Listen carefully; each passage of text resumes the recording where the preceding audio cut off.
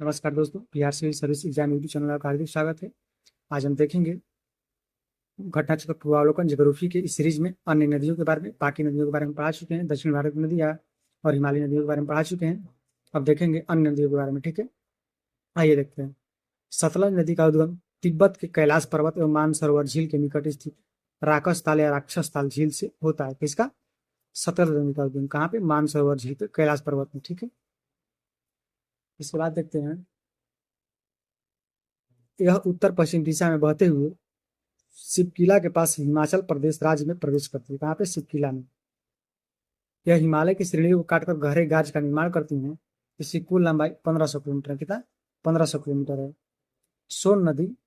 अब देखते हैं सोन नदी के बारे में। सोन नदी की उत्पत्ति अमरकंटक पहाड़ी से होती है। ठीक है, सोन नदी की प्रमुख सहायक नदियां रिहंद और उत्तरी कोयल है। कोसी नदी का उद्गम नेपाल एवं तिब्बत के क्षेत्र में तीन धाराओं सुन कोसी, अरुण कोसी, तमोर कोसी के संगम से होता है। कोसी की लंबाई 720 किलोमीटर है। कुरुसेला कटिहार के समीप यह गंगा में मिल जाती है। कहाँ पे? गंगा में मिल जाती है। गंगा में मिल जाती है। कोसी नदी की 7 धाराएं हैं, जिनमें सुन, अरुणा, तमोर, कोसी प्रमुख है। ठीक है, यह नदी अपने मार्ग परिवर्तन के लिए आकस्मिक बाढ़ के लाने के लिए भी प्रसिद्ध है। ठीक है, इसलिए इसे बिहार का शोक कहते हैं। दामोदर नदी का उद्गम छोटा नागपुर पठार के खमारपाट पहाड़ी से होता है। कहाँ से? खमारपाट पहाड़ी से। किसके? छोटा नागपुर पठार। कौन सी? दामोदर नदी के। यह नदी भ्रंश घाटी से होकर बहती है। इसकी सहायक नदियां बराकर, जमुनिया, बराकी आदि है। दामोदर नदी अंत में रूपनारायण नदी के जलग्रहण क्षेत्र में करती हुई कोलकाता के लगभग 48 किलोमीटर दक्षिण में हुगली नदी में मिल जाती है। कहाँ पे? हुगली नदी में। दामोदर नदी की कुल लंबाई 541 किलोमीटर है। एडन नहर का निर्माण कार्य 1881 में पूर्ण हुआ था। यह दामोदर नदी से निकलती है। कौन सी नहर? एडन नहर। दामोदर नदी गिरिडीह एवं दुर्गापुर के बीच 300 किलोमीटर लंबे मार्ग में जैविक मरुस्थल बन गई है। कहाँ पे? गिरिडीह एवं दुर्गापुर के बीच 300 किलोमीटर लंबे मार्ग में जैविक मरुस्थल का रूप धारण कर लिए। इसे बंगाल का शुक्ल कहा था। किसको? दामोदर नदी को। हंगरी नदी पश्चिमी घाट से निकलकर कर्नाटक एवं आंध्र प्रदेश से प्रवाहित होती हुई तुंगभद्रा नदी में मिल जाती है। कौन नदी? हंगरी नदी कर्नाटक एवं आंध्र प्रदेश से प्रवाहित होती हुई तुंगभद्रा नदी में मिल जाती है। इसे वेदावथी नदी के नाम से भी जाना जाता है। वेदा और अवथी नदियां सहयात्री से उद्गमित होकर पूरा के पास मिलकर वेदावती कहलाती है। झेलम नदी हिमालय पर्वत के श्रृंखला में पीर पंजाल श्रृंखला पर स्थित बैरीनाग झील से निकलती है। कहाँ से निकलती है झेलम नदी? झेलम नदी पीर पंजाल से निकलती है, बैरीनाग झील से। पीर पंजाल के बैरीनाग झील से। वही सतलज की बात करें तो सतलज नदी कैलाश पर्वत के मानसरोवर झील से निकलती है। ठीक है, मानसरोवर झील के निकट स्थित राक्षस ताल से निकलती है। कहाँ पे? कैलाश पर्वत से। और वहीं कौन सी नदी? तो ये देखते हैं झेलम नदी। झेलम नदी पीर पंजाल से बैरीनाग झील से निकलती है। ठीक है, आगे देखते हैं। तो यह नदी उत्तर पश्चिम दिशा में बहती हुई बुल्लर झील के मिलती है। कहाँ पे? बुल्लर झील में। कहाँ पे? उत्तर पश्चिम में बहती हुई मिलती है। श्रीनगर शहर झेलम नदी के किनारे बसा हुआ है। ध्यान रखिए, कौन सा? श्रीनगर शहर झेलम नदी के किनारे बसा हुआ है। झेलम और रावी पाकिस्तान में चिनाब नदी में मिल जाती है। झेलम और रावी कहाँ पे मिल जाती है? चिनाब नदी में। कहाँ पे? पाकिस्तान में। भारत में हिमाचल प्रदेश राज्य देश के लाहौल घाटी और चंद्रप्रभा नदियों में प्रवाहित होती है। तो भाई हिमाचल प्रदेश के लाहौल घाटी में चंद्रा और प्रभा नदियां प्रवाहित होती है। चंद्रा नदी का उद्गम चंद्रताल झील के निकट ग्लेशियर से होता है, जबकि भागा नदी का उद्गम बारालसला दर्रे के निकट से होता है। तंडी के निकट चंद्रा और भागा के संगम होता है। यह चंद्रभागा नदी चिनाब नदी कहलाती है। झेलम की सहायक नदी किशन गंगा है, जिसे पाकिस्तान में नीलम कहा जाता है। लूनी नदी अजमेर के दक्षिण पश्चिम के अरावली श्रेणी से निकलती है। 511 किलोमीटर प्रवाहित होने के पश्चात कच्छ रण में दलदली क्षेत्र में विलुप्त हो जाती है। कहाँ पे? कच्छ के रण में। कितना किलोमीटर? 511 किलोमीटर। निकलती कहाँ से? राजस्थान से, और गुजरात में विलुप्त हो जाती है। इसका संपर्क समुद्र से नहीं हो पाता है। किसका? लूनी नदी का। किससे नहीं हो पाता है? समुद्र से नहीं हो पाता है। ठीक है, आगे देखते हैं। श्योक नदी काराकोरम क्षेत्र के मृत्यु की नदी के नाम से भी जाना जाता है। इसको श्योक नदी को किसकी नदी? मृत्यु की नदी के नाम से जाना जाता है। कि रिवर ऑफ डेथ। ऐसे साक्ष्य हैं कि प्राचीन काल के में मध्य एशिया के यारकांड से लद्दाख के बीच व्यापार इसी नदी से होता था। जास्कर नदी जास्कर श्रेणी से गहरे गाज का निर्माण करते हुए कठोर चट्टानी भागों से होकर बहती है। यह उत्तर पूर्व की ओर बहते हुए अंततः नेमू के निकट सिंधु नदी में मिल जाती है। कहाँ पे? नेमू के निकट सिंधु नदी में। इसकी उत्पत्ति हिमाचल प्रदेश और लद्दाख के सीमा पर सरचू और उत्तर उच्च अक्षांशीय पठारी भाग से होती है। जास्कर नदी की लंबाई 150 किलोमीटर, कितना 150 किलोमीटर है। स्पीति नदी का उद्गम कुंजम श्रेणी से आधार पर कुंजम ला टोगपो एवं दो धाराओं कांजिंगा और पिलुम के संगम पर होता है। लगभग 60 मील बहने के पश्चात हिमाचल प्रदेश के किन्नौर जिले में नामगिया गांव के पास सतलज नदी में मिल जाती है। काली नदी पश्चिमी घाट पर्वत श्रृंखला में स्थित उत्तर कन्नड़ जिले के डिग्बी गांव से उद्गमित होकर चाप के आकार में पश्चिम की ओर प्रवाहित होकर अरब सागर में मिल जाती है। संकोश नदी उत्तरी भूटान से उद्गमित होकर असम और पश्चिमी बंगाल की सीमा बनाती हुई असम बांग्लादेश सीमा के निकट ब्रह्मपुत्र नदी में मिल जाती है। ठीक है। माही नदी मध्य प्रदेश से उद्गमित होकर खांडू के निकट राजस्थान और बांसवाड़ा जिले में प्रवेश करती है। यह नदी नरबाली तक बहने के पश्चात दक्षिण पश्चिम दिशा की ओर गुजरात में प्रवाहित होती है। कौन नदी? माही नदी। खंभात की खाड़ी में गिरती है। मीठी नदी मुंबई स्थित बिहार झील के पास अधिवराहित से उद्भवित होकर 2 किलोमीटर प्रवाह के बाद इसे पोवई झील का पानी भी अधिप्रवाह के चलते मिल जाता है। यह कुल 18 किलोमीटर दूरी तय कर माहिम खाड़ी के पास अरब सागर में मिल जाती है। तेल नदी महानदी की प्रमुख सहायक नदी है। कापिली नदी ब्रह्मपुत्र नदी की सहायक नदी है। कामरूप नगर इसी नदी के किनारे स्थित है। किसके? कापिली नदी की। आइए नदियां देखते हैं। सिंधु नदी उद्गम तिब्बत के मानसरोवर झील से अरब सागर में मिल जाती है। झेलम नदी बेरीनाग झील से निकलती है, चिनाब नदी में मिल जाती है। चिनाब नदी बारालाचला दर्रा के निकट हिमाचल प्रदेश से निकलती है, सतलज नदी में मिल जाती है। रावी नदी रोहतांग दर्रा से निकलती है, चिनाब में मिल जाती है। ठीक है। ब्यास नदी ब्यास कुंड से निकलती है, सतलज में मिल जाती है। सतलज नदी राकस्थान से निकलती है, चिनाब में मिल जाती है। लूनी नदी अरावी से निकलती है, कच्छ रण में मिल जाती है। माई मध्य प्रदेश से निकलकर खंभात की खाड़ी में विलीन हो जाती है। ठीक है। वही सिंधु नदी तत्व में झेलम, चिनाब, रावी, ब्यास, सतलज, जास्कर, श्योक, नुब्रा, गिलगिट, हुंजा, काबुल इत्यादि नदियां आती है। झेलम नदी किशनगंगा में मिल जाती है और सतलज नदी स्पीति और बसपा आती है। ठीक है। सहायक नदी यानी झेलम की किशनगंगा और सतलज की स्पीति और बसपा है। आइए इससे जुड़े प्रश्न देखते हैं। तुलनात्मक आधार पर हिमालयी नदियों प्रायद्वीपीय नदी की तुलना करें। अधिकांश हिमालय नदियां वाराणसी जबकि अधिकांश प्रायद्वीपीय नदियां वर्षा पर निर्भर करती है। ठीक है। हिमालय नदी की ढाल पर्वतीय नदी की तुलना में अधिक खड़ा है। ठीक है। प्रायद्वीपीय नदी हिमालय नदी की तुलना में अपने रास्ते से अधिक क्षरण का कारण बनती है। ये भी ठीक है। तो ये 1 और 2 सही है, लेकिन 3 सही नहीं है। ठीक है। हिमालयी नदियां युवा नदी उदाहरण है तथा प्रायद्वीपीय नदी की तुलना में अधिक क्षरण बनती है। ठीक है। तो हिमालयी नदियां अधिक क्षरण करती है, जो कि प्रायद्वीपीय नदियां कम क्षरण करती है उसकी अपेक्षा। सिंधु नदी प्रणाली के संदर्भ में निम्नलिखित 4 नदियों में 3 नदियां इनमें से किस एक नदी में मिलती है जो सीधे सिंधु नदी से मिलती है? तो मिलेगी सतलज में। किसमें? सतलज में। चिनाब, रावी और झेलम जाकर सतलज में मिलती है और सतलज जाकर मिल जाती है सिंधु नदी में। ठीक है। आगे देखते हैं। सिंधु जल संधि के अनुसार 3 पूर्व नदियां भारत को आवंटित की गई हैं। निम्नलिखित में से कौन सी इनमें शामिल नहीं है? तो झेलम, रावी, सतलुज। तो झेलम इसमें शामिल नहीं है। कौन सी? झेलम शामिल नहीं है। आइए देखते हैं। यहाँ पे देख रहा है सिंधु जल संधि 6 प्रमुख नदियों को 2 भागों में बांटा गया। पूर्वी नदियां जो भारत के अप्रतिबंधित उपयोग हेतु आवंटित है नदियां है रावी, ब्यास और सतलज। ठीक है। भारत में रावी, ब्यास और सतलज है। पश्चिमी नदियां पाकिस्तान को अप्रतिबंधित हेतु आवंटित है। ये नदियां सिंधु, झेलम और चिनाब। सिंधु, झेलम और चिनाब पाकिस्तान के लिए है, रावी, ब्यास, सतलज भारत के लिए। ठीक है। और टॉप में अपनी पहाड़ी यात्रा के अंत में सिंधु नदी अफगानिस्तान को किस नदी से गुजरती है? किस नदी से जुड़ती है? तो जुड़ती है आपको काबुल नदी से। किसे? काबुल नदी से। ठीक है। भारत में चंद्रा और भागा नदियां किस क्षेत्र में बहती है? तो बहती है लाहौल स्पीति घाटी में। लाहौल घाटी में। कहाँ पे? लाहौल घाटी में। हिमाचल प्रदेश के लाहौल घाटी में बहती है। ठीक है।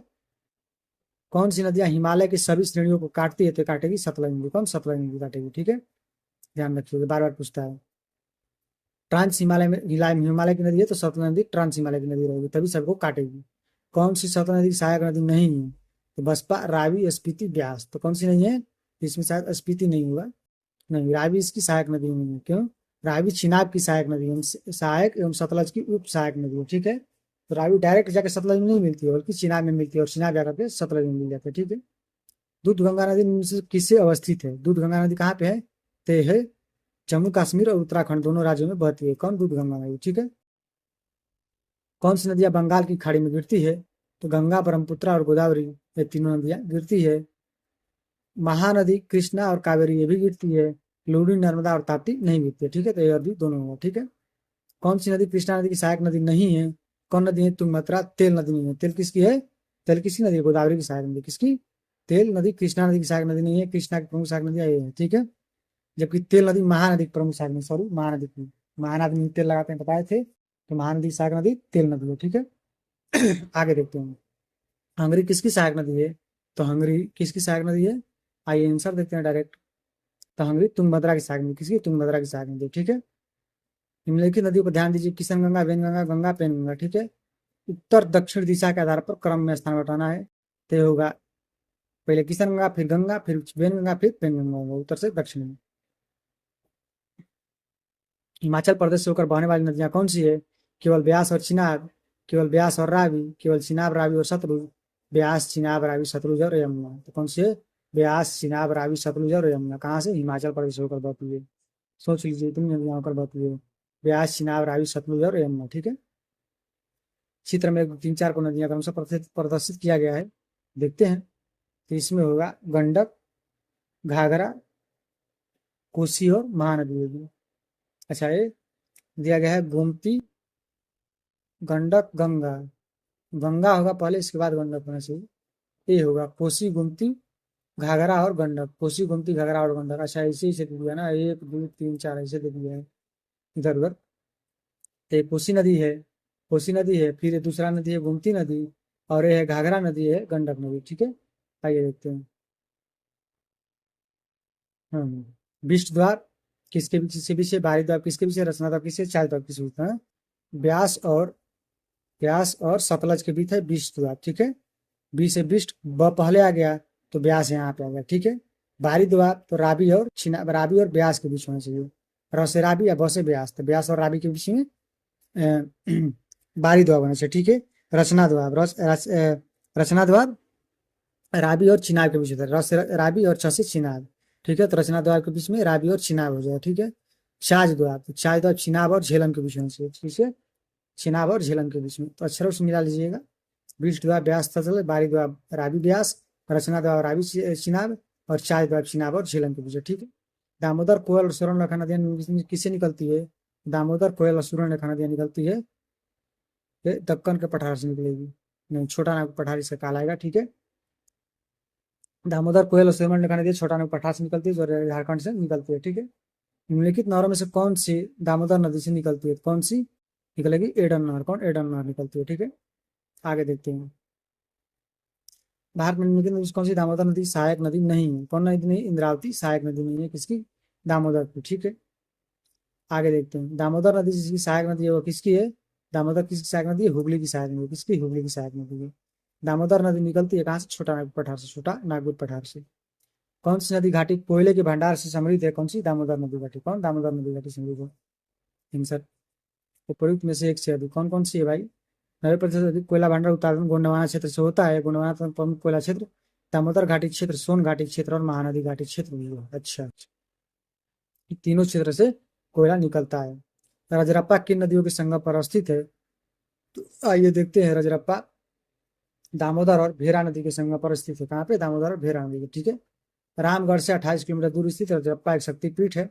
रजरप्पा दामोदर और भैरवी या भेरा नदियों के संगम पर अवस्थित है। यहाँ स्थित छिन्नमस्तिका मंदिर एक प्रसिद्ध है और हिंदू तीर्थस्थल का एक प्रमुख स्थान है। आइए देखते हैं, पूर्व की ओर बहने वाली भारत की निम्नलिखित नदियों में से किस में निम्नावलन के कारण विभ्रंश घाटी रहती है, तो विभ्रंश घाटी दामोदर नदी रहती है, कहाँ पे, दामोदर नदी रहती है। कौन सी सर्वाधिक प्रदूषित नदी है, तो इनमें से सर्वाधिक प्रदूषित नदी है गोमती नदी, कौन, गोमती नदी। कौन सी नदी ऊपरी मार्ग में मीठा जल परंतु निचले भाग में खारा होती है, तो नूली नदी, कौन, नूली नदी, क्योंकि ऊपर पहाड़ से निकलती है, नीचे जाकर समुद्र में मिल जाती है, इसी कारण ये ऊपर मीठा है और नीचे खारा हो जाती है, ठीक है। आगे देखते हैं, कौन सी भूमि बंधित नदी है, तो कौन सी, लूनी नदी है, कौन, लूनी नदी है, सी में। लूनी नदी के संबंध में कौन सा कथन सही है, तो कौन सही है, या कक्ष किरण में दलदली भूमि में लुप्त हो जाती है, ठीक है, लुप्त हो जाती है। अंतरस्थलीय नदी का उदाहरण है कौन सी, लूनी नदी, कौन, लूनी नदी। अच्छा, घग्घर नदी भी अंतरस्थलीय नदी है। बिहार का अशोक किसको कहा था, कोसी, किसको, कोसी को। 2018 में कौन सी नदी अपना मार्ग परिवर्तित किया और दार की स्थिति उत्पन्न हो गई, कौन सी, कोसी नदी, ठीक है। निम्न नदियों में सबसे अधिक नदी पथ परिवर्तन के लिए कोसी नदी है, कौन सी, कोसी नदी है। कौन सा मार्ग परिवर्तन के कुख्यात है, कोसी नदी है। और खारी नदी अपवाह तंत्र अंग है किसकी, इनमें से किसी की नहीं, ठीक है।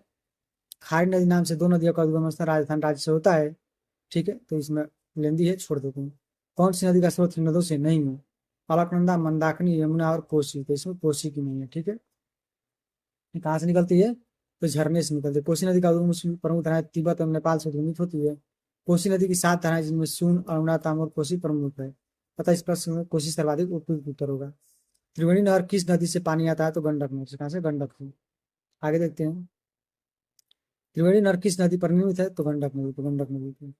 उत्तर से दक्षिण की ओर जाते हुए नीचे दी हुई नदियां कौन सी है? श्योक, जास्कर, स्पीति और सतलुज है। किस? ठीक है। संथाल परगना से लगने वाला दुमका का हिजला मेला किस नदी पर तट पर स्थित है? तो मयूराक्षी नदी। किस पे? मयूराक्षी नदी पे। आइए देखते हैं, राज्य नदियों के नाम कौन से हैं? तो ठीक है, दो राज्यों में पहली बार दो नदियों को जोड़ने की परियोजना पर संबंध समझौता हुआ। कहाँ पे? उत्तर प्रदेश और मध्य प्रदेश में केन बेतवा लिंक परियोजना, ठीक है।